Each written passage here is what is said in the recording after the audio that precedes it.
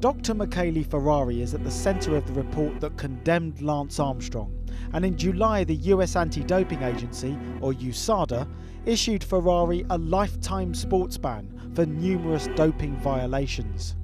The doctor confirmed to Al Jazeera that he worked as Armstrong's medical consultant throughout much of his career, but is adamant both he and Armstrong are innocent. I never seen any doping practice from Lance Armstrong. I can say I never heard something about that. And he never asked me information or about doping. Okay, and there are six riders that accused me. And but these riders, I didn't have any relationship, any consulting with these guys. Since I started with cyclists 30 years ago, I had consulting with hundreds of professional cyclists. Over 30 years, just few athletes accused me of something illegal or related with doping, and all these few guys had a reason to do that. So, how do you convince people that you are telling the truth? What I can say about the USADA investigation is that there are no evidence, in particular no evidence against me. But I can say also there are no evidence, no smoking gun about the accusations. Probably what I can suppose is that some of these athletes, the federal investigation was able to demonstrate their doping practice, who they organized by themselves, and to save themselves, they agreed with the USADA conspirations, as I say in the USADA investigation. But that US Anti-Doping Agency report did contain seemingly damning eyewitness testimony from 11 of Armstrong's former United States Postal Service teammates, who claimed Dr. Ferrari was brought to several USPS training camps.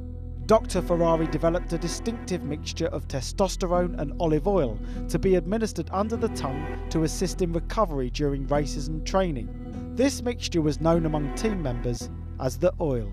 Dr. Ferrari also advised riders on the use of the banned oxygen enhancer erythropoietin, EPO, with detailed instructions regarding clearance times, how the EPO drug test worked, and how to avoid detection of the drug. Dr. Ferrari was present and assisted during instances of prohibited blood doping and EPO use by USPS team members. Dr. Ferrari developed detailed training schedules for riders which included coded symbols designating when EPO should be used and the amount of the drug to inject. Ferrari felt more comfortable responding to these USADA claims in his native Italian. Il mio lavoro consiste. My job consists essentially, I would like to say exclusively, of advising athletes of the best way to train and proposing alternatives, perfectly legal alternatives, to the use of doping substances. High-altitude training, for instance, rather than using erythropoietin, EPO.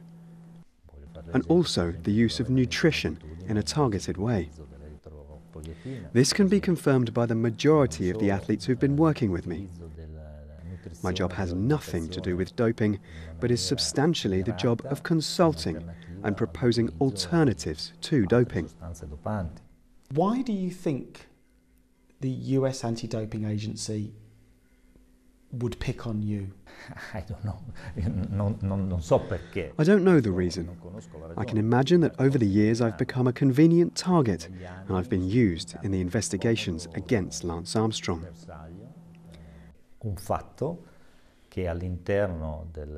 It's a fact that within the US Postal and Discovery Channel teams, there was not one case of a positive anti-doping test.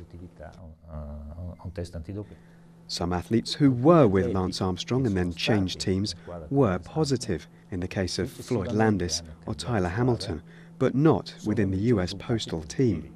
Have you decided what you're going to do about the USADA ban against you? Are you going to fight it? Yes, we're considering the possibility of initiating legal action in the United States against the USADA dossier and the life ban that was issued against me by USADA. Why do you think Lance Armstrong chose not to fight the USADA verdict against him? I presume it's due to tiredness and refusal to continue this story, which has been going on for ages, 10, 12 years. Accusations about doping which have not been proven.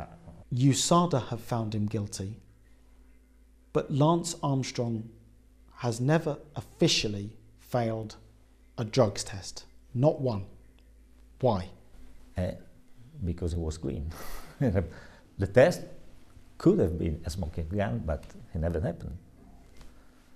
And so, or he was clean, in my opinion, he was clean, and he says he was clean, or the tests are without effect, are no power, or UCI was corrupted, but you know.